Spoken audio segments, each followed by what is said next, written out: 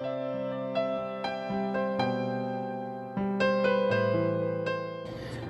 pagi, Shalom. Dalam buku Kejadian dikatakan bahwa waktu Allah menciptakan bumi dalam keadaan kosong, tak berbentuk, dan gelap gulita. Saya ingin fokus tentang tak berbentuk.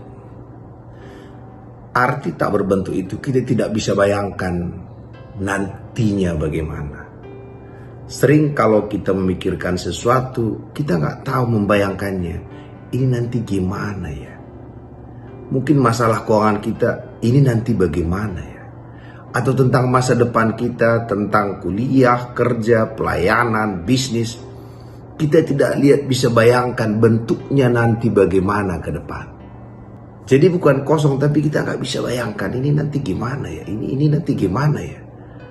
Kita pengen ada bentuknya dalam khayalan kita, itu pun tak ada. Ternyata membentuknya itu adalah lewat perkataan itu. Jadi waktu bumi tak berbentuk, Allah membentuknya dengan firman-Nya.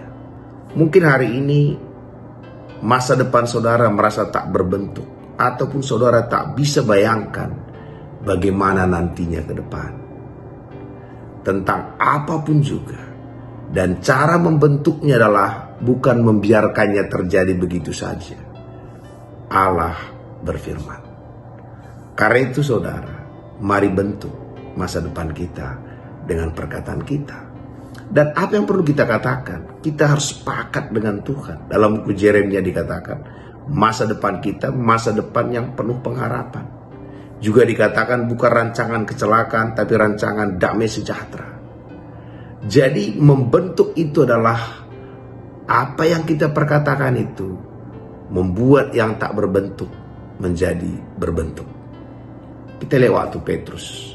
Waktu dilihatnya Yesus jalan di atas air, dia sudah bisa lihat Yesus jalan di atas air, tapi dia tidak punya hayalan nih. Gimana dia bisa jalan?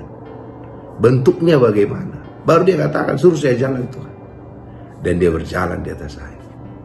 Mungkin kita berpikir kita nggak punya rumah, kita nggak tahu bayangkan dari mana uangnya, dari mana sumbernya. Tidak ada yang bisa kita bayangkan. Tapi bisa kita bilang seperti Petrus, aku pengen punya rumah. Gimana caranya? Aku tidak tahu. Bentuknya, prosesnya kita nggak tahu. Tapi perkataan kita itu membentuk yang tidak berbentuk itu menjadi terbentuk. Jadi kami sering memperkatakan, kita kan buka gereja 500 di Amerika, 500 di Eropa. Orang bertanya bagaimana, kita nggak tahu. Kita sama seperti Petrus itu waktu berjalan di atas air. Suruh saya jalan, dia jalan. Bagaimana caranya, juga nggak tahu.